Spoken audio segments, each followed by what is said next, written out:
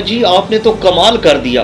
आगा जी आपने एक और चमत्कार कर दिया है। जी हाँ आगा जी, आपने वो कर दिखाया जो बड़े बड़े कप्तान नहीं कर सके। जी हाँ, और यकतरफा फैसले के बाद तीसरा टी20 पाकिस्तान बामुकाबला ऑस्ट्रेलिया, जो कि कुछ ही देर पहले कज़ाफी स्टेडियम लाहौर के अंदर खेला गया और पाकिस्तान ने ऑस्ट्रेलिया को मात दे दी है।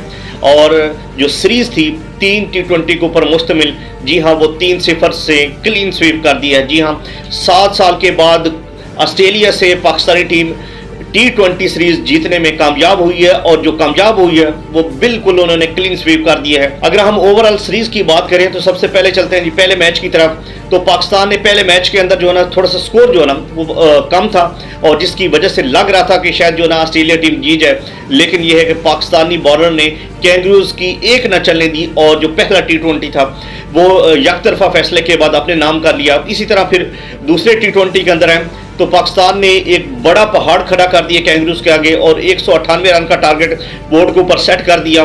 दूसरे टी20 के अंदर भी इसी तरह ऑस्ट्रेलिया को एक बड़े मार्जिन से हम हराने में कामयाब हो गए।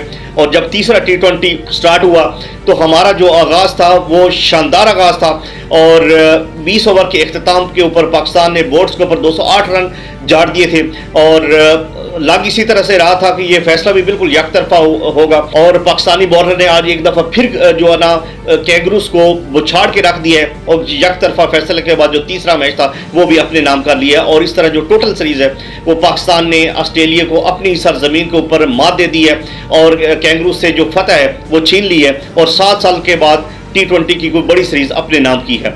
यहाँ पे अगर हम बॉलर्स की बात करें जो सवालात उठ रहे थे, अगर बैट्समैनों की बात करें उनके ऊपर सवालात उठ रहे थे, ये हमारी जो बैटिंग लाइन के ऊपर सवालात उठ रहे थे, खासतौर पर मिडल ऑर्डर की बात करें बाबर आजम, तो अल्हम्दुलिल्लाह आज बाबर आजम ने वो कर दिखाया और दुश्मनों को मुंह बंद कर दिए हैं। यानी जो टीवी चैनल के ऊपर बार बार बाबर के ऊपर दाग रहे थे, बाबर कुछ नहीं कर सकते, बाबर को ड्रॉप किया जाए, अल्हम्दुलिल्लाह आज फिर जो है ना बाबर ने 50 गाड़ दिया है और जो दुश्मन थे उनके मुंह चुप करवा दिए हैं। और इस तरह हमारा जो आगाज़ है यानी टी20 वर्ल्ड कप स्टार्ट होने वाला है उससे पहले जो आखिरी सीरीज थी वो हमने कैंगरूज के खिलाफ क्लीन स्वीप किया और इंशाल्लाह शानदार आगाज़ होगा इस टी20 का।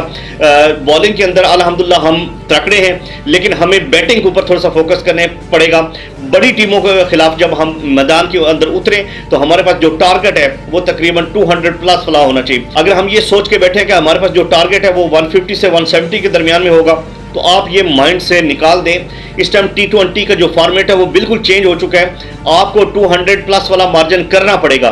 जी हाँ, टी20 वर्ल्ड कप के अंदर आपको बड़े मार्जिन बनाने पड़ेंगे तभी आप बड़ी टीमों के खिलाफ जीत सकते हैं। इसी तरह अगर हम ओपनिंग जोड़ी की बात करें तो हमारी ओपनिंग जोड़ी भी लड़खड़ा रही है। यानी कि पहले मैच के अंदर सबजादा फरहान और साइम अयूब को ओपनिंग के लिए भेजा गया, सबजादा फरहान नाकाम हो गए। दूसरे मैच के अंदर भी दोबारा से फिर जो है ना सबजादा फरहान और साइम अयूब को भेजा गया, दूसरे मैच में भी सबजादा फरहान नाकाम हो गए। और तीसरे मैच के अंदर जो ओपनिंग जोड़ी उसे चेंज किया गया और फ़खर जमान को लाया गया और आज फिर जो है ना हमारी ओपनिंग जोड़ी है वो फिर चलने में नाकाम हुई और फ़खर जमान को ऊपर आउट हो गया। हमें टी20 वर्ल्ड कप के लिए हमें वो जो ओपनिंग जोड़ी है उसको माइंड में रखना है, क्या बाबर आजम को साइम अयूब के साथ ओपनिंग करवानी चाहिए या नहीं करवानी चाहिए, इसके ऊपर सवालात उठ रहे हैं। इसके अलावा जो टी20 वर्ल्ड कप के लिए शहीन शाह अफरीदी के ऊपर सवालात उठ रहे थे, आज उन्होंने वो कर दिखाया और मुझे नहीं लगता कि नसीम शाह को टी20 वर्ल्ड कप के अंदर ठीक है वो लेकर ज़रूर गए हैं, लेकिन मैच जो है वो शहीन शाह अफरीदी ही पहला ओवर करवाएंगे।